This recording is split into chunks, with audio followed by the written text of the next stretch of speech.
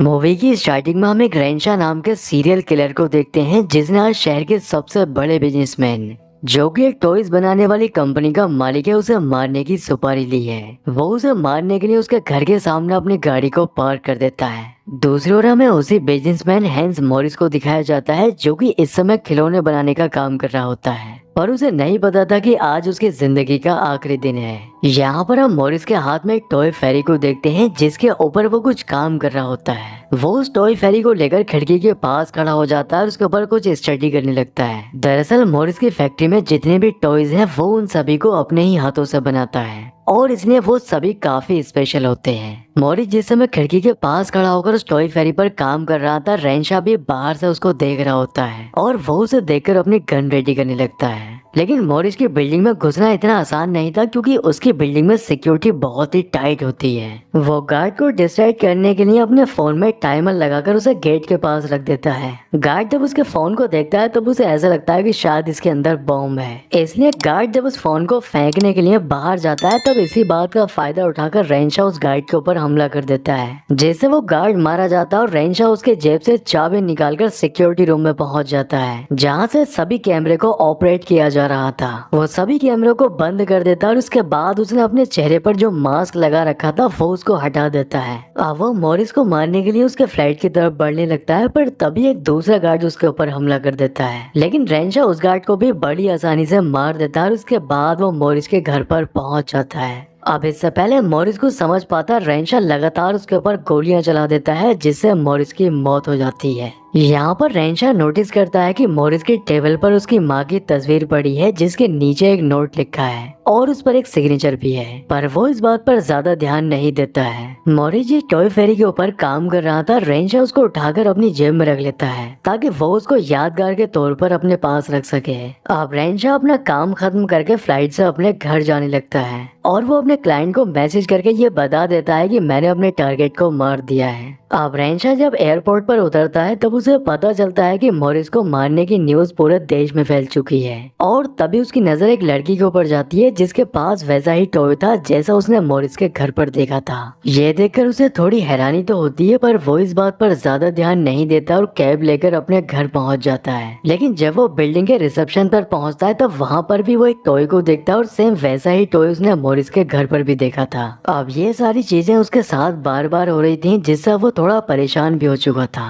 लेकिन रेंशा काफी ज्यादा थक चुका था जिससे वो इन सारी बातों को फिर से इग्नोर कर देता है और अपने फ्लैट के अंदर आ जाता है। रेंशा अपनी जेब से उसी टॉय फेरी को निकालकर ग्लास की अलमारी में रख देता है। लेकिन यहाँ पर हम नोटिस करते हैं कि उसकी अलमारी में पहले से ही बहुत सारी चीजें रखी होती हैं। दरअसल रेंशा जिस भी आदमी को मारता है वो उसके घर से यादगार के तौर पर कोई ना कोई चीज उठा कर ले आता है और ये सभी चीजें वही होती हैं। अब वो इतना ज्यादा थक चुका था कि उसे सोफे पर ही नींद आ जाती है। लेकिन तभी उसके दरवाजे की डोरबेल बजती है, इसलिए रेंशा जब दरवाजे पर जाकर देखता है तो बाहर एक लड़की थी जिसके हाथ में एक बॉक्स होता है और वो उस बॉक्स को दरवाजे पर रखकर वहाँ से चली जाती है। अब रेंशा उस बॉक्स को उठाकर अपने किचन में ले आता है, लेकिन उस बॉक्स के ऊपर एक नोट लिखा हुआ था और उस नोट के नीचे सेम वैसे ही सिग्नेचर होते हैं जैसे उसने मॉरिस की माँ की फोटो के नीचे देखे थे। अब इसके बाद वो उस बॉक्स के कवर को हटाकर चेक करने लगता है। तब उसे पता चलता है कि ये बॉक्स मॉरिस की कंपनी की तरफ से भेजा गया है जिसको उसने मार दिया है। अब रेंशा उस बॉक्स को खोलते हुए काफी डर रहा होता है, उसे लगता है कि शायद इसके अंदर बॉम्ब हो सकता है, इसलिए वो उस बॉक्स को खोलने से पहले बहुत अच्छे से चेक करता है। फाइनली वो उस बॉक्स को ओपन कर देता है, लेकिन उस बॉक्स के अंदर सिर्फ टॉयज की आर्मी होती है। लेकिन रेंशा उस टॉयज की आर्मी को भी काफी अच्छे से चेक करता है। रेंशा को उस बॉक्स के अंदर वैसा कुछ भी नहीं मिलता है जैसा वो सोच रहा था, इसलिए वो उस बॉक्स को किचन में ही रखकर बाहर आ जाता है। लेकिन तभी उसे किचन में से कुछ गिरने की आवाज आती है, इसलिए जब वो वहाँ जाकर देखता है तब वो टॉयज आर्मी का बॉक्स नीचे पड़ा हुआ था और हैरानी की बात ये थी कि उसके अंदर एक भी सोल्जर नहीं था। अब रेंशा के साथ काफी अजीब चीजें होने लगती हैं, जैसे उसके घर की लाइट चली जाती है, उसके घर के पर्दे खुद से ही हिलने लगते हैं। चेक करने के बाद रेंशा को पता चलता है कि उसके घर की लाइट किसी ने काट दी है।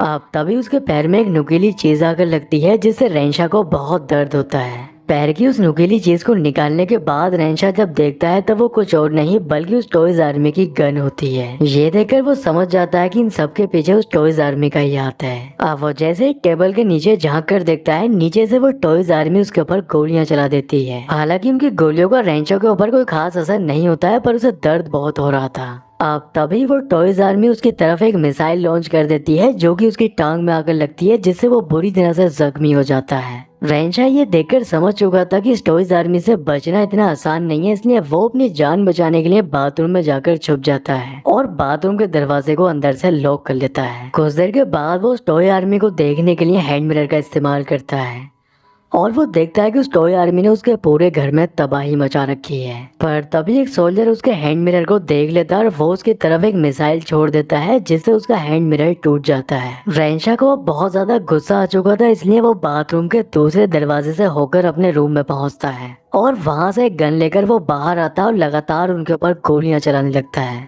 वो अपने किचन में पहुंचकर किचन कैबिनेट से सेमी ऑटोमेटिक गन निकालकर उस टॉयज आर्मी के ऊपर बुरी तरह से फायर करने लगता है, जिससे वो टॉयज आर्मी उसके ऊपर हमला करना बंद कर देती है। टॉयज आर्मी सोफे के नीचे छुपी हुई थी, इसलिए रेंशा सोफे के ऊपर भी बैक टू बैक फायर करता है। अब वो जैसे ही सोफे को हटाकर देखता है, बहुत सारे सोल्जर मारे जा चुके थे और जो सोल्जर जिंदा बचे हुए थे वो अपने साथियों की मदद कर रहे थे। वो अपनी कार को सीधा करके जख्मी सोल्जर को उसमें बैठाकर यहाँ से भागने लगते हैं। ये देखकर रेंशा को भी अपनी आंखों पर यकीन नहीं होता है।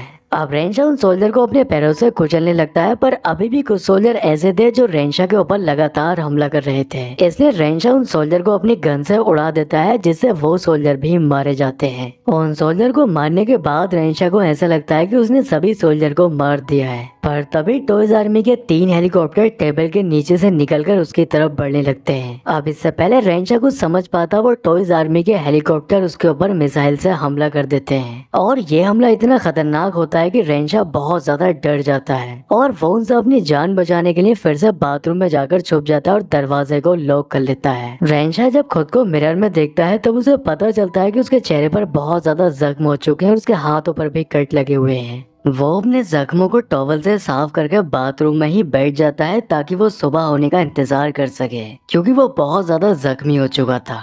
लेकिन तभी एक हेलीकॉप्टर बाथरूम का दरवाजा तोड़कर अंदर आ जाता है, पर रेंशा के हाथ में जो टॉवल थी वो उससे उस हेलीकॉप्टर को गिरा देता है और इसके बाद वो उसे अपने पैरों से कुचलकर टॉयलेट सीट में डालकर फ्लश कर देता है। लेकिन ऐसा करने के बाद भी रेंशा देखता है कि वो सोल्जर अभी तक जिंदा होते हैं, इसलिए वो अपने हेयर ड्रायर को प्लग इन करके टॉयलेट सीट में डाल देता है, जिससे एक धमाका होता है और वो सोल्जर मारे जाते हैं। अब रेंशा बाथरूम में ही बैठ जाता है और अपने जख्मों को चेक करने लगता है, पर तभी उसकी नजर बाथरूम के दरवाजे के नीचे जाती है, जहां से एक सोल्जर एक नोट लिखकर अंदर फेंकता है जिस पर सरेंडर लिखा हुआ था। रेंशा उनके इंटेलिजेंस देखकर काफी हैरान था कि आखिर प्लास्टिक के सोल्जर इतने इंटेलिजेंट कैसे हो सकते हैं। अब वो सरेंडर के जवाब में स्क्रू लिखता है और अपना जवाब देने के लिए जैसे ही बाथरूम के दरवाजे के पास जाता है, वो देखता है कि बाहर जितने भी सोल्जर थे वो उसके ऊपर हमला करने के लिए अपने टैंक रेडी कर रहे होते हैं। दरअसल रेंशा को दरवाजे तक बुलाने का ये इन सोल्जर का सिर्फ एक प्लान होता है। अब इससे पहले रेंशा कुछ समझ पाता, वो उसके ऊपर टैंक से हमला कर देते हैं, जिससे बाथरूम का दरवाजा पूरी तरह से डिस्ट्रॉय हो जाता है। रेंशा ये देखकर बहुत ज्यादा डर जाता है और वो अपनी जान बचाने के लिए बाथरूम की खिड़की से बाहर आ जाता है, लेकिन बिल्डिंग में उसका फ्लैट काफी ऊपर था और वो ऐसे नीचे भी नहीं जा सकता था, इसलिए वो धीरे धीरे अपने रूम के बालकनी तक जाने लगता है। लेकिन तभी एक हेलीकॉप्टर यहाँ पर भी पहुंच जाता है और वो उसके ऊपर अटैक करने लगता है, जिससे वो उसे नीचे गिरा सके।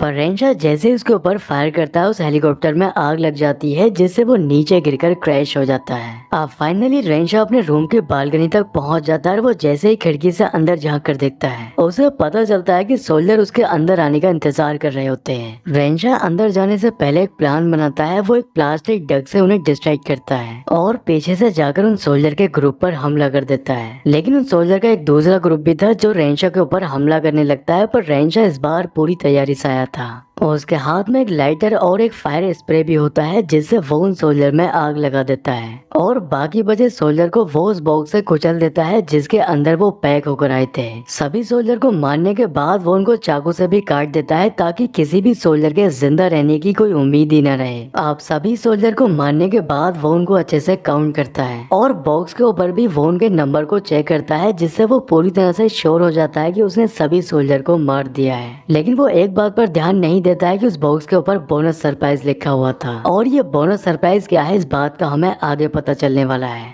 अब रेंचर रिलैक्स होने के लिए अपने पूल में जाकर नहाने लगता है, लेकिन तभी उसके हाथ पर कोई कट लगा देता है, जिससे रेंचर चिल्लाते हुए पूल से बाहर आता है और वो देखता है कि उसके हाथ से बहुत ज्यादा खून बह रहा है। अब उसे जल्दी ट्रीटमेंट नहीं मिला तब वो मर जाएगा, इसलिए वो खुद से ही अपने जख्म को सिलने लगता है और इसके बाद वो अपने घर को भी छोड़ने का फैसला करता है ताकि वो इन सोल्जर से अपनी जान को बचा सके। वो एलिवेटर से होकर नीचे जाने लगता है, पर मुसीबत उसका यहाँ भी पीछा नहीं छोड़ती है। एलिवेटर में एक शॉर्ट सर्किट होता है जिससे उसका पैनल टूटकर नीचे गिर जाता है और एलिवेटर बीच में ही रुक जाती है। अब पैनल टूटने से रेंशा उसका दरवाजा खोलकर बाहर भी नहीं जा सकता है, जिससे वो भी यहाँ पर फंस चुका है। अब तभी एक कमांडो एलिवेटर की सीलिंग से अंदर आ जाता है और वो रेंशा के ऊपर अटैक कर देता है। अंधेरा होने की वजह से रेंशा को समझ नहीं आ रहा था कि आखिर उसके ऊपर कौन अटैक कर रहा है, लेकिन फ्लैश लाइट ऑन करने पर उसे पता चलता है कि यहाँ पर एक कमांडो है। अब इससे पहले वो उसके ऊपर अटैक कर पाता वो कमांडो यहाँ से भाग जाता है। अब रेंशा भी किसी तरह से एलिवेटर की सीलिंग से होता हुआ ऊपर आ चुका था और वो एक दूसरे एलिवेटर के ऊपर कूद जाता है जो कि नीचे जा रही थी। वो उस एलिवेटर के अंदर चला जाता है और काफी खुश होता है क्योंकि उसे ऐसा लगता है कि शायद अब वो कमांडो यहाँ पर नहीं आएगा। पर तभी वो कमांडो यहाँ पर पहुंच जाता है। वो रेंशा के ऊपर चढ़कर चाकू से उसके सीने पर हमला करने लगता है, पर तभी रेंशा उसे धक्का देकर नीचे गिरा देता है, लेकिन इसके बाद भी वो कमांडो उससे नहीं डरता है बल्कि वो उसके सामने ही खड़ा हो जाता है। अब रेंशा उस कमांडो को पकड़कर उसका सर एलिवेटर के दरवाजे के बीच में रख देता है। वो कमांडो दरवाजे को रोकने की भी काफी कोशिश करता है, लेकिन इसके बाद भी उसका सर क्रैश हो जाता है। रेंशा को ऐसा लगता है कि उसने आखिरी बचे कमांडो को भी मार दिया और अब वो यहाँ से जिंदा बचकर जा सकता है, पर तभी उसे पता चलता है कि उस कमांडो के अंदर एक्सप्लोसिव भरा हुआ है जो कि कुछ ही सेकंड में ब्लास्ट होने वाला है।